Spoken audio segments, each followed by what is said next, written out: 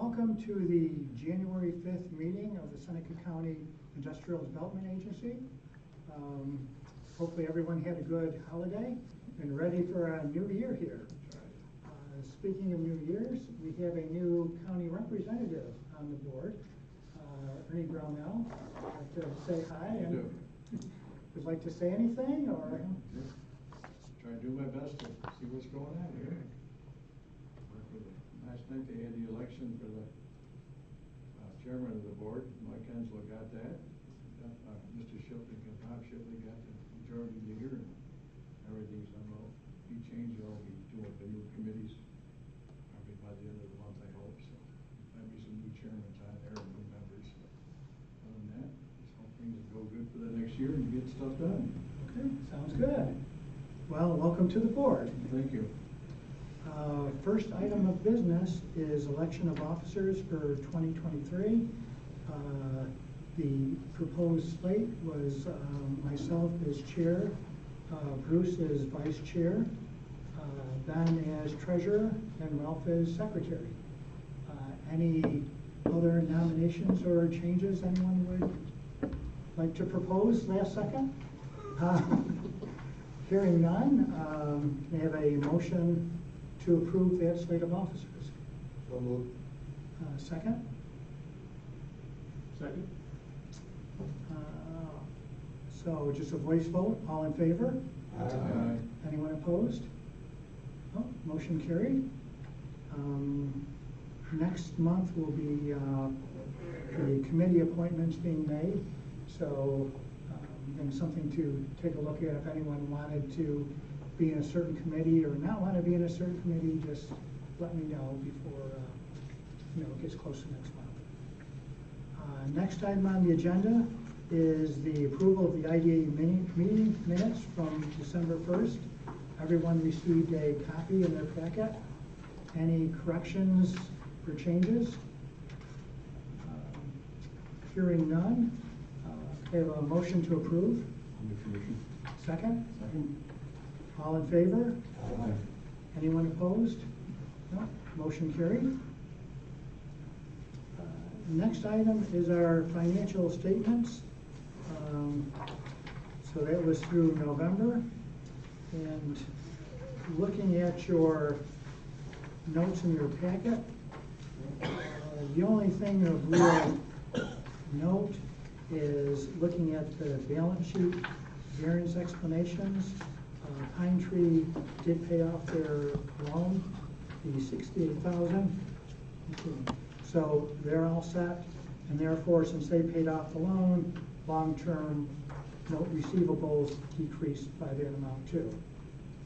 The only other really notable on this, which is a small notable, is purchase a new copier for $5,000 for the year. The other one was far on its last leg.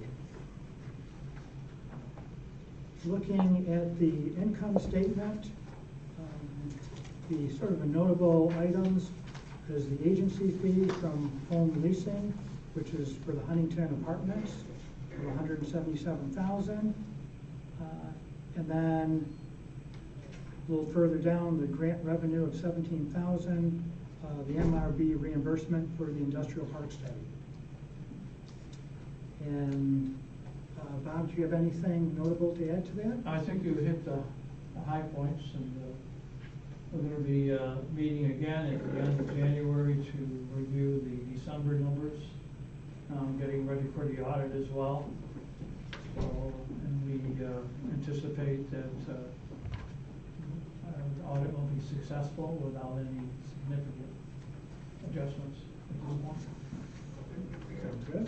One thing I'd like to maybe point out for the board, if anybody's looking at the actual comparative schedule for the profit and loss statement, you will see a negative number associated with property sales, making us look like we're in the red for this year. That's because of accounting for the book value of the training center at the depot that was transferred to the county at the beginning of last year, and also for the sale of the parcel at the industrial park. So those show as losses, but they are not cash losses. So if we were to look at you know, our cash position, we would be positive for the year based on the agency fees that we've received. Just want to make that note because it's kind of a strange accounting. Yes, Steve? Unfortunately, yes. So like the sewer line transfer, we own an asset, and then when we transfer it to the county or somewhere, we end up with essentially no income from the transfer of the asset. That's right. So we have a loss, but we don't really have a loss, It's not a cash loss. not a cash loss.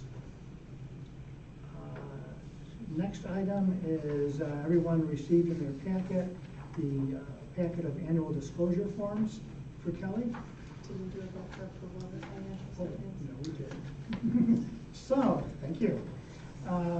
So can I have a motion to approve the financial statements? Second? All in favor?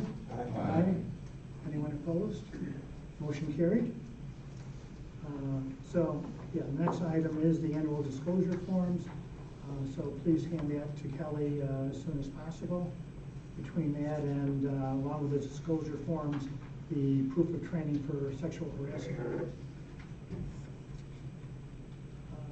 Next item is a group of resolutions we have for between banking institutions, etc. What we did is we broke it up into two groups. The first one, designation of banking institutions. And we broke it into two groups because Tom Keim is on the board and obviously president of Lions National Bank, but without him here, we can actually vote on all of these resolutions as one group if the board would like to do so. So we are proposing to use Chemung Canal Trust Company, M&T Bank, Generations Commercial Bank, Community Bank, Five Star Bank, Lions National Bank, and Savannah Bank as potential banks for IDA business. The next resolution is check signatures, which would authorize the chairman, the vice chairman, the secretary, treasurer, executive director, and never mind, we will do these separately. All right, so let's start with the banking. So, just in time, the first resolution before us is the designation of banking institutions. So we have a roll call vote on this. Kelly? We need a Oh, no. motion first. Boy, starting off the new year pretty badly. Okay, I have a motion to approve the resolution for the designation of banking institutions. Any second? Second. So Kelly? Mr. Russo? Yes. Mr. Guthrie? Yes. Mr. Kine? Abstain? Mr. Lott? Yes. Mr. Bruce Murray? Yes. Mr. Tom Murray? Yes. Mr. Shipley? Yes. Mr. Brownell? Yes. Motion carried.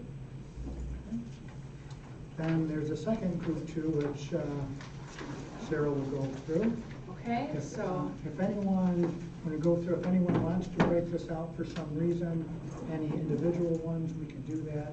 Otherwise, we'll just, vote as one group. So I've already gone through, but the check signers will be the chairman, the vice chairman, the secretary, treasurer, executive director, and CFO. The following resolution is for designation of legal and bond counsel, which would be the Halpin Law Firm. The following resolution is designation of accountant and bookkeeper, and we have Dermody Burke and Brown as the accountant and Ellie Beatty as the bookkeeper. Followed by designation of the agency's auditor. We have Raymond F. Wagner, CPA, which is Division of Mengel Metzger Bar and Company. And then the final two are for CEO, which names myself as CEO, and Bob Kernan as CFO. So with that, we have a motion to approve. Make a motion. Second? Second. So Kelly? Mr. Russo? Yes. Mr. Guthrie? Yes. Mr. Kine? Yes. Mr. Lott? Yes. Mr. Bruce Murray? Yes. Mr. Tom Murray? Yes. Mr. Shipley? Yes. Mr. Brownell? Yes. Motion carried. Next on the agenda is an update for the County Chamber of Commerce. Yes, sir.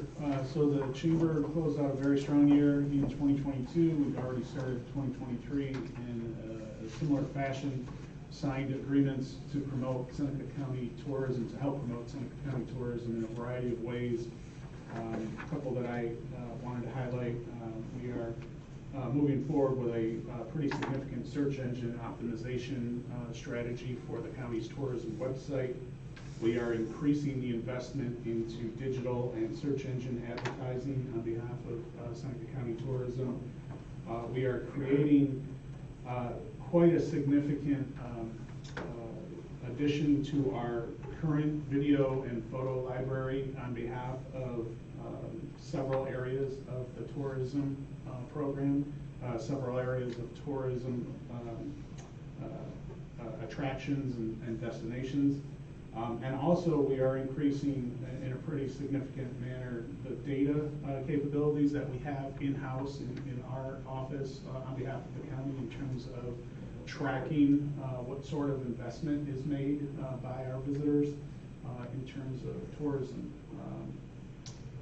And so we're really excited about 2023. I think these additions are going to continue to grow that program and the tourism economy for all of Seneca County. And then on the chamber side, one project of note, we have our upcoming chamber annual dinner on January 19th. So just in a couple weeks at Ventosa Vineyards, and at that event, we hand out some community awards for some very deserving businesses, business person, and community initiatives. So we're really looking forward to that. Hope all of you could consider joining us at that event. It's always a great time. Big event, 6 to 9 p.m. at Ventosa Vineyards. That's what I have. Jeff, those two first items you had, they're all signed by the same company? The contract? The search engine optimization is with a company called SimpleView, which also managed. You used them before? Yeah, we've used them before. The second one, though, is a different company, but it's the same company we've used in the past. It's called Street Sense. They're a national firm, and we're increasing our investment with Street Sense based on the return on investment that we received over 2023. Okay. Thank you, Jeff. Ernie, if there's anything more you wanted to add to your... I don't believe so at this time. Maybe next time I'll have. Okay, more? The only thing, can I say something? I want to hand to the supervisors for transferring the cemetery to the state. I think it's a 5-year plan or something there, but I think that's a really good move. IDA was a big part of that for a long time, but now the state's going to turn it into a... I'll check on it a little further, but I think it's been held up a little bit, but it's still, everything is kosher, going along. But still, congratulations. As you mentioned in the last, Mitch has done a great job, I think, to push that along. So it's gonna meet the requirements that the state has for doing that then? Yeah. What I think was reported in the paper was, while a transfer may not necessarily have gone through, the state is looking at the county to continue to manage it, and will pay all of the expenses. So I think in of itself, that is a major win for not just the county, but the IDA too, because it's off the IDA's responsibility.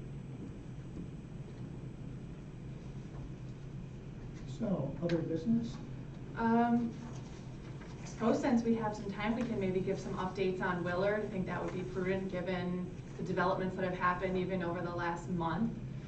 So since we last met, the Willard Task Force had their second meeting, and we brought in a group of guests for that that have backgrounds and expertise in historic preservation, whether that is sort of on the not-for-profit side and assisting people with applying for the historic rehabilitation tax credits, or getting properties on the register. We had some folks that are on the private sector side in architecture and those types of industries. And they met with the group and provided their insight. They had all done a tour of the property back in November and shared some of their thoughts on first steps. They did strongly urge us to begin the process of getting the facility on the National Historic Register, but after some discussion amongst the task force members, we feel it's maybe a little bit too early still before doing some of our other due diligence and research that we're undertaking with the highest and best use study and some of those other aspects, and really trying to get a handle on what may be an aid or deterrent to future development. So that is sort of one update, and then the other is just before the end of the year, the New York State Prison Redevelopment Commission, which was formed by the governor and has really been sort of led by Empire State Development, they finally put out their full report and their recommendations for the future of all of the prisons that have been closed in New York State. So they were dealing specifically with 12 prisons, Willard being one of them. And they outlined, and I didn't print off the full report, I'd be happy to email everybody a link. It's about 140 pages. There are 11 recommendations. Some aren't as relevant for Willard, and some are, but the state is essentially looking to market these sites and talk about their unique assets. They are talking about developing a website as a one-stop shop that has all of the prison information. They are recommending some funding be put in the New York State budget to support prison redevelopment. So specifically, there's a few different budgetary asks. There's one that would be the Prison Redevelopment Fund, which would be a capital grant program to help assist with the actual redevelopment. They're also advocating for a municipal technical assistance program. That would be funding to communities with closed prisons to help with costs associated with operating those closed prisons. So that certainly might be some helpful funding in the case of Willard. Are all those prisons actually closed now, and they do not currently have any prisoners in them? Currently, yes, they are all closed. So most of those were closed as of last March, the same time Willard was. There are a few that have been closed for a few years prior that were not redeveloped. You said that was 12? There are 12 in total. 3 in the Finger Lakes region. So there's Willard, Livingston, and Butler Correctional. So have any of the prisons that have been closed been redeveloped for anything? Have there been any success stories? There have been, and I'm trying to recall what the name of it was in the report. Down in Kingston, was it? Hudson? I think so. Something downstate. Okay.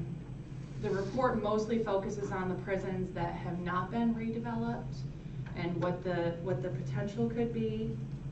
They also referenced other funding programs that are currently available in the state and ways to maybe alter scoring criteria to give certain weight to prisons that are being redeveloped. So for example, if we were to go through the Regional Economic Development Council process, through the CFA process, they have scoring criteria for evaluating projects. They're looking at possibly amending some of those to consider prison redevelopment as more of a priority, or to give it some extra weight when considering what projects to approve. Now let me see what else here we have. They talked about community engagement and ways to better engage the community. Obviously, we're also trying to do that sort of at the grassroots with this Willard task force, but are continuing to engage with Empire State Development on that. Those were really some of the highlights. They did also talk about prioritizing housing for future prison redevelopments. So that's something that the state is wanting to make a priority given general shortage of housing across the state.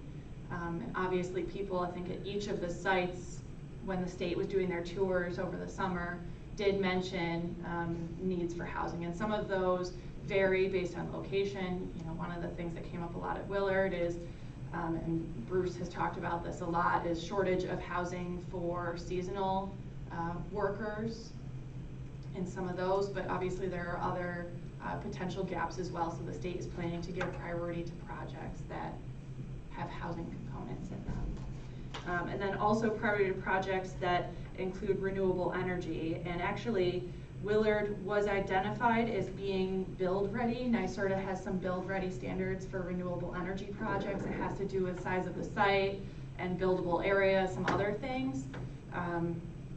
So there is some potential there. Obviously, we'll be looking to see what the recommendations are, the results of the highest and best use study are, as well, to see what, how that fits into some of what the state has potentially identified.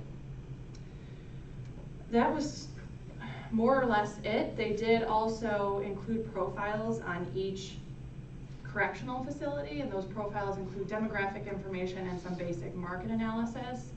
A couple things that I found particularly interesting regarding Willard is one of the few prison facilities that has actually experienced positive employment and population growth over the last decade.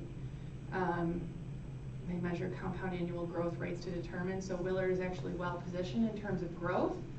And Willard, of all of the closed prison facilities, has the highest percentage of manufacturing related industry within a 10-mile radius.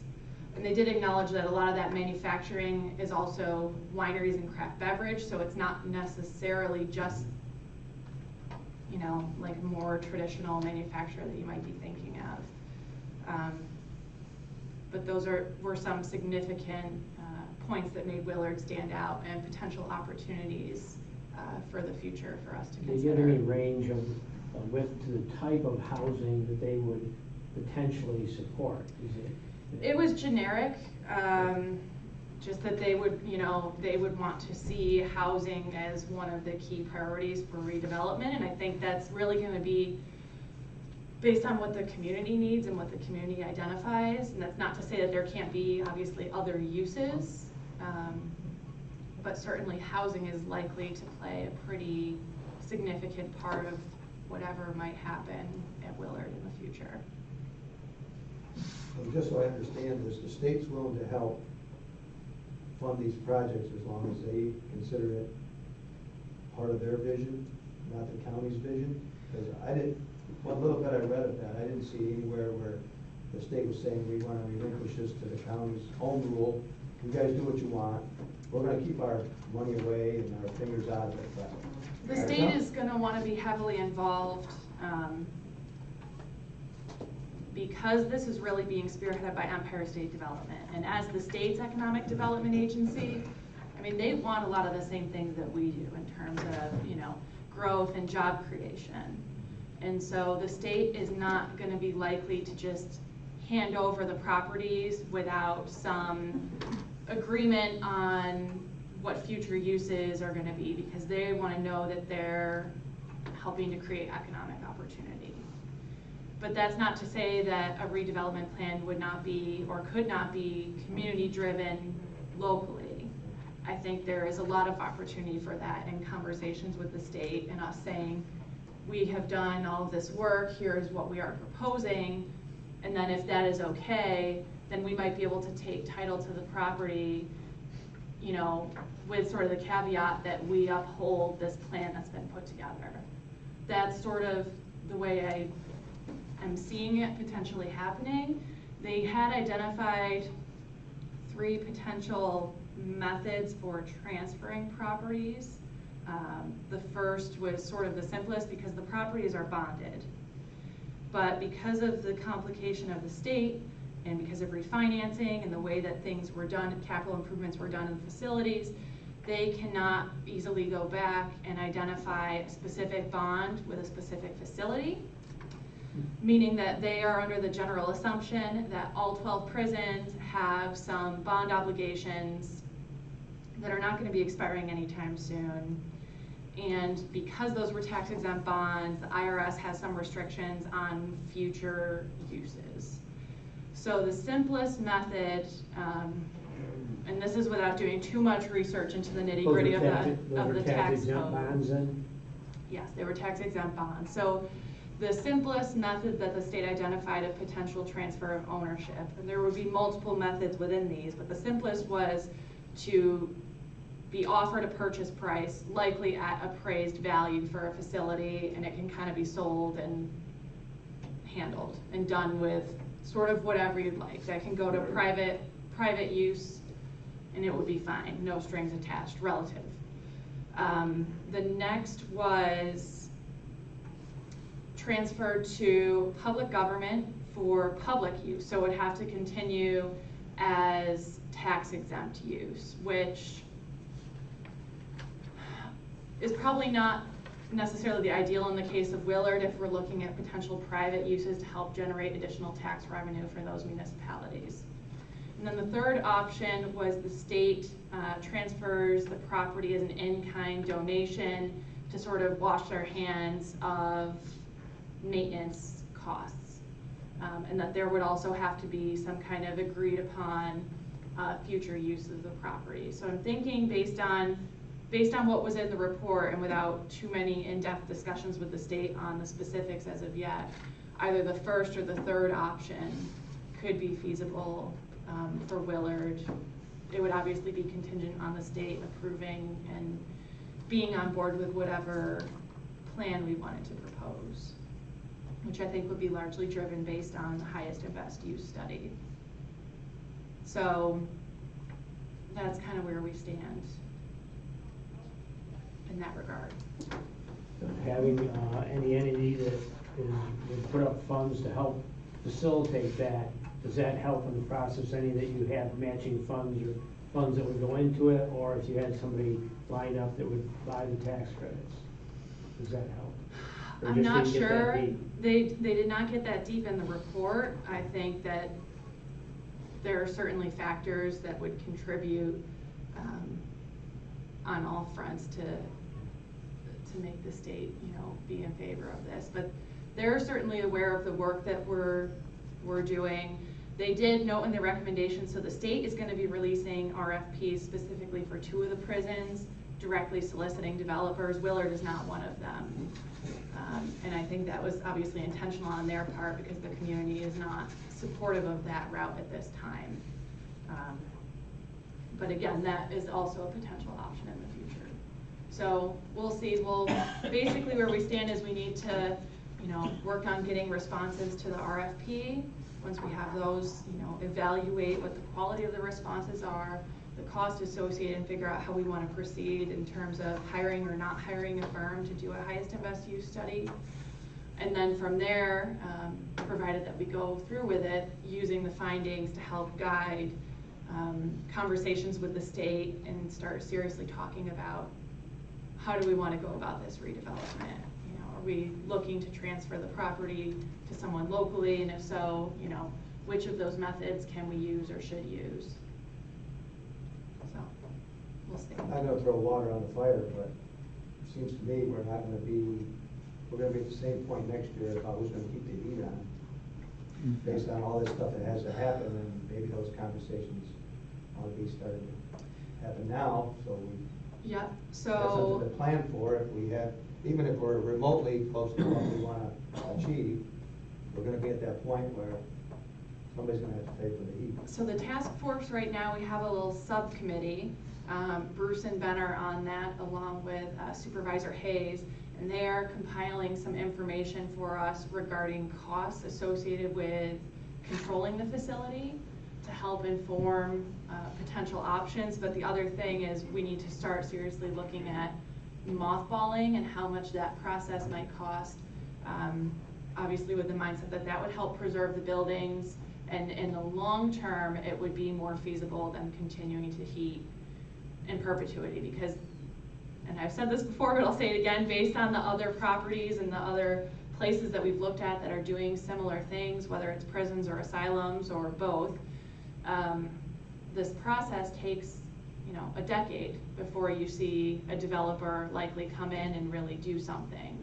And that's not even necessarily complete development. You might see a portion of the property developed within a 10-year period. So we're in this potentially for the long run.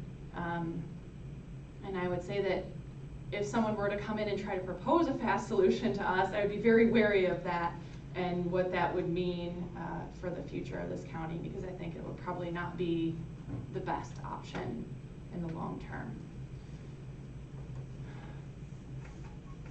So one of the, Ben, you want to, as Sarah said, Ben and I are part of the task force, and we did meet with David Hayes primarily to try to get our arms around just what the kind of commitment looks like financially to prepare for maintaining the facility in a kind of as-is basis and not deteriorating any further.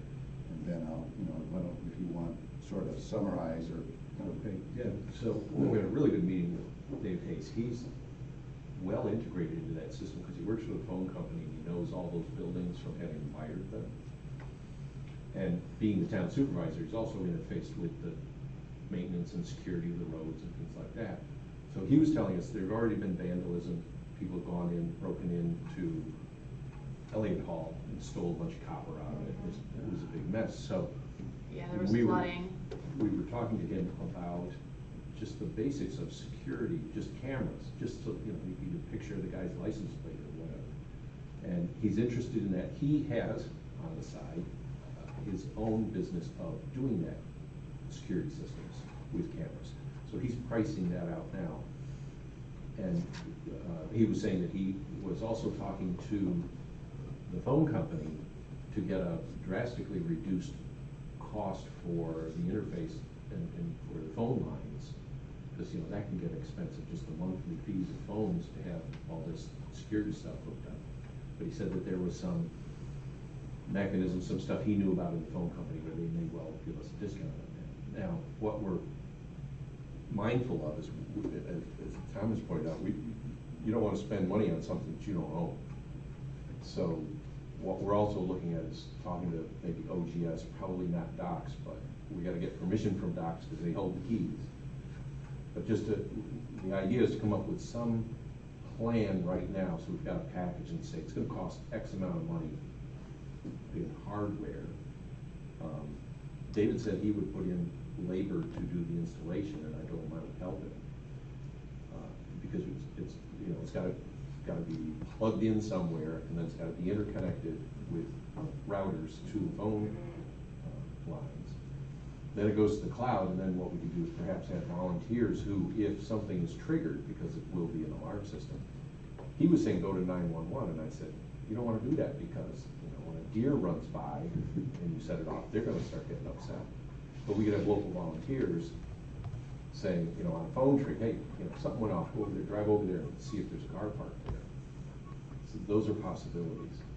But we've got to get the obstacles are the pricing, who will pay for it, who to talk to in the various agencies to get the permissions and the line item in their budget to pay for it. But we're starting to work on that now. One of the other things I've done is try to see examples of where there have been successful redevelopments of these kinds of facilities, whether they're old psychiatric hospitals very similar to Willard or prisons, and there have been successful redevelopments.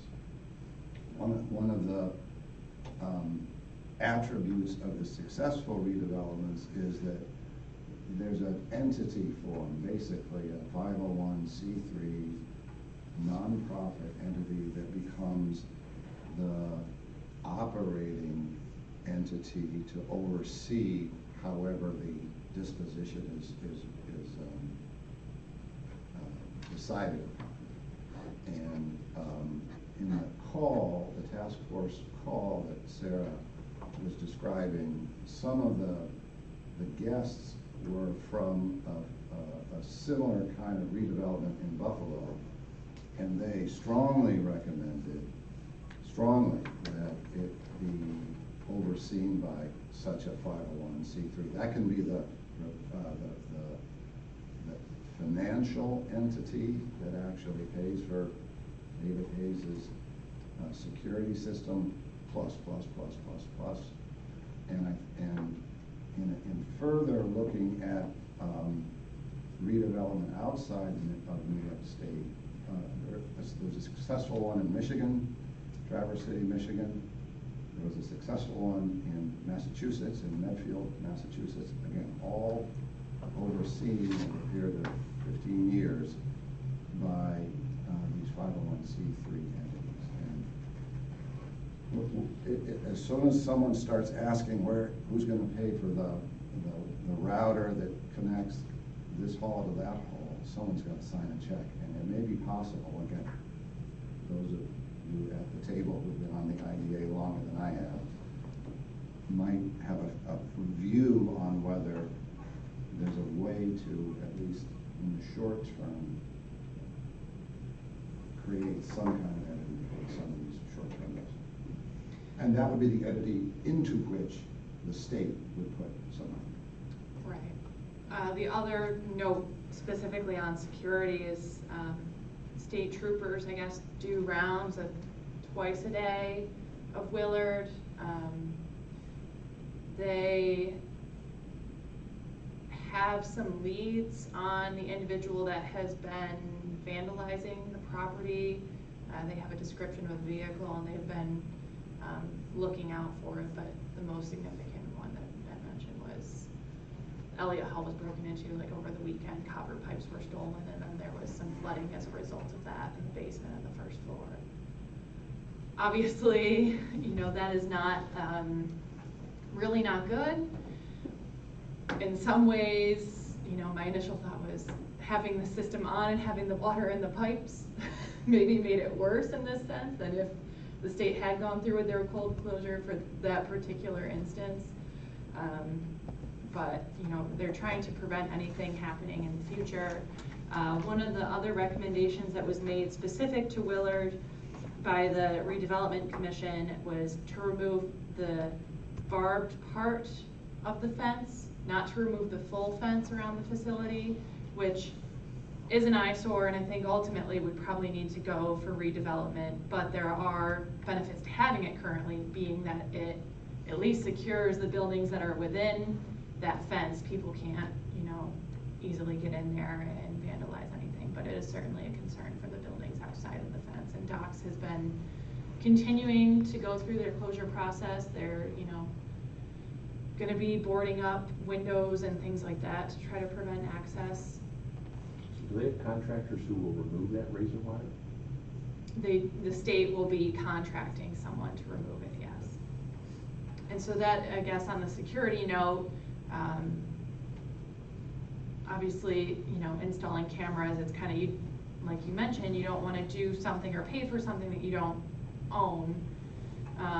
If that was something that we wanted to recommend prior to any transfership of ownership, I might suggest seeing if the state would install something as security measures since they're the owner, and, you know, we could make the recommendation, but it certainly, I think, is useful to have in the event that we take ownership locally through a 501c3 or something else. Well, we're just looking to smooth the way for that decision on the state's part. You know, if we come up with a package, he's already an experienced contractor for doing that design as well as the installation itself. We can say, look, this is what it's going to cost. Just write a check. And we can get, I think, a little farther down the road faster. The other thing that I guess was news to me is that being local there, Dave Hayes has, you know, he's familiar with not just Docs as the owner of the facility, but also the Five Points facility, another prison. And as I understand it, the people at 5 Points, because they work for the same organization, are sort of tasked with keeping an eye on Willard and making sure nothing goes wrong there. I don't know that the people at 5 Points are all that enthusiastic about that. And so expecting the state government and its various entities to look out for the best interests of this site is wishful, I think. Yeah. And again, I've heard, no one wants to volunteer for a money pit, but unless someone steps in some way, it's simply going to. And it's next fall, really, that our eyes should be on. Yeah. Well, thank you both for doing that work. And Well, and just as a follow-up, so exactly to your concern, Tom, I thought since they've got 15 people there, or whatever, working there, I kind of thought, well, maybe they're doing rounds and I could go around with them and we could start formulating plans for shutting down buildings, because it's not rocket science. It's complicated, but it's not rocket science. And it was David who was saying that those guys are pretty much there just to keep the boilers on. They're not checking the buildings. The only reason they found that vandalism is because they all of a sudden their one water meter at their distribution point started showing the water was going out fast. Without having, another thing that needs to be done is to get an outside agency, some contract written for a company coming in with expertise that can say, this is how you mothball this building and then this building and this building. You can't do it as amateurs. Mhm. Yeah, and on the note of docks, David and I were out there yesterday for a tour of Willard, again, because we had a company interested in submitting a proposal for our RFP. They wanted to come and take a tour of the site. And so Doc sent over a former Willard staff member who is now at 5 Points, and he was kind enough to give us access to the buildings and take us around. But at that moment, they had only 4 dock staff members stationed at Willard, pretty much all at the steam plant, monitoring boilers. However, anytime we were somewhere that we noticed an issue or that he pointed something out that was a potential security concern, whether a door didn't lock properly or something happened. There was also construction crews on site, because right now they're shoring up any water leaks in the system. So they're notifying construction of things, and then they're also notifying the power, the steam plant employees of things and having them address it. So there is sort of a method. It's obviously not ideal. It does still sort of require the community or other people, if they see something, to say something to make sure that problems get addressed. I know that, a lot of the folks that live down there and are down there regularly are keeping an eye, but there definitely could be more done. And that's aside from, like I said, there's a patrol in the morning and then a patrol later in the day by the state troopers. I'm not sure what the county sheriffs might do or might already be doing, but there also could be potential for some additional monitoring maybe that way as well. That might be something to check on with the sheriff to see if it is being done, instead of not going. Yeah.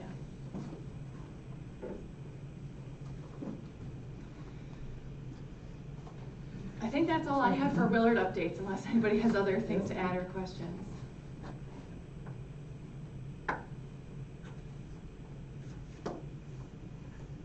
If anyone's interested in a large file of similar kinds of projects that have been tackled around the country, let me know. I did a bit of Googling and have a pretty fat file. It shows that 80% of these types of things go nowhere. And the ones, though, that do succeed have a sort of similar look and feel to them. And it's, again, not to repeat myself, it's an entity with an executive director and a staff to take care of all the things that we just heard said in the last 25 minutes. It won't work otherwise. It was interesting, among the documents that Bruce, I got that from, was one of those proposals for developing a big property. It's kind of glossy thing with the photoshopped images and stuff, before and after what they proposed. But it was interesting just to, as a template, to see what kind of proposals are out there. Mm-hmm. And I'm trying to get in touch with, I have contact information, I've reached out and waiting to hear back from someone that was involved in the Traverse City, Michigan redevelopment efforts, and we're hoping to maybe bring them in and have them speak with the task force. And the more we can learn from others who have done this, the better. So you said you were giving that one tour. Have other entities come forward? Like, how many applicants do we have? We don't have any actual proposals yet. We have, as of right now, sort of 3 firms that I'm pretty sure will submit a proposal to us. We have, I want to say it was almost 16, I think, that we had sent the RFP to in total. 18. 18? 18 total. 18. So we're keeping track of that, and we have plans to reach back out to those that we haven't heard from as we get a little bit closer to the deadline. So everything is sort of on track with that, but obviously we'll reevaluate as submissions come in or don't. And go from there. Just on that note, has anyone from GRE been down to tour that site? Yes, so we had Leah George Van Scott from GRE. She came down when we organized sort of the IDA County Chamber tour. She was present, and GRE has been trying to help us get potential respondents to the RFP. You know, they've expressed general support, and you know, we'll continue to tap on them for resources as we go through the process. I think that'll be particularly valuable once we have a potential plan in place and need to maybe start reaching out to actual developers. I think their connections will be great when we get to that stage of things. Because we pay a fee to them, right? We do. That's We sort do. of It's about the role, $5,000 a year, yeah. so we're definitely wanting to try to get what value we can out of it. And I think Willard is going to be a great opportunity to do that.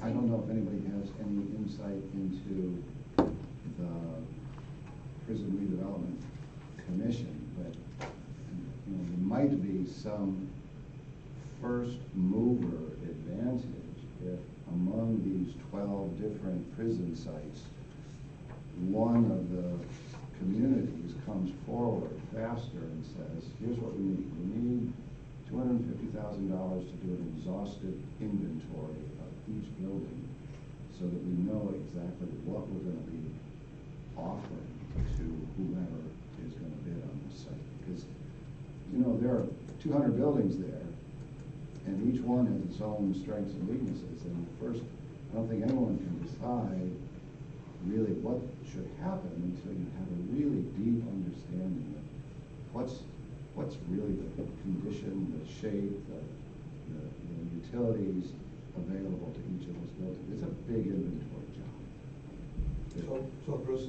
is there an agency out there that does that we could propose? Well, there are, I'm sure there are a ton. I don't know them all, but you know, we have 100,000 that we had sort of earmarked for this. The county was thinking of maybe putting 100,000 in to add to that, but that's it's going to be at least $200,000 just to see what's there. I mean, the utilities, the electrical, it's just a big mystery. So the inventory that you're referring to is outlined as part of the scope of work for the highest and best use, because that is kind of the first step. You need to know what you have and what the capabilities are. We have, it was approximately $93,000 in grant funding remaining from the state and $100,000 that we had put in our budget additional. So we have just under $200,000 potentially for the IDA to commit. The county obviously still has ARPA funds. We could make a request for some of that, but obviously we would need, an estimate and a price, which is where getting the bids comes into play. Potentially we are looking at, a pretty high price tag. I mean, we could be looking at maybe as much as $400,000 to do the whole study. Obviously, if that's the case, we would make a request to the county and then also possibly to New York State.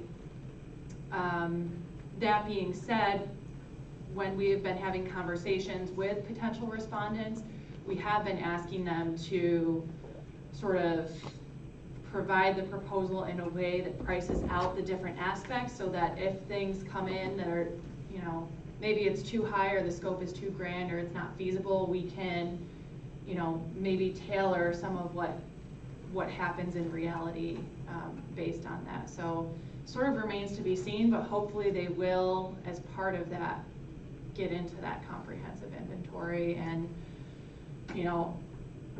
On the market analysis side, and even on some of the inventory side, this touches a little bit on utility capacity, the redevelopment commission. It touches a little bit on market feasibility and opportunity. So some of the initial groundwork is kind of done. You know, we've been sharing copies of the Blue Book with companies when they've asked for it, that has pictures, I mean, they're pictures from 2006, but of the facades of the buildings and some basic information on layouts and square footage and those kinds of things. So hopefully some of the initial information that we have will maybe help lessen the legwork that is needed when it comes time to do an actual study. But we'll see. We'll likely need to seek outside funding to support a full scope.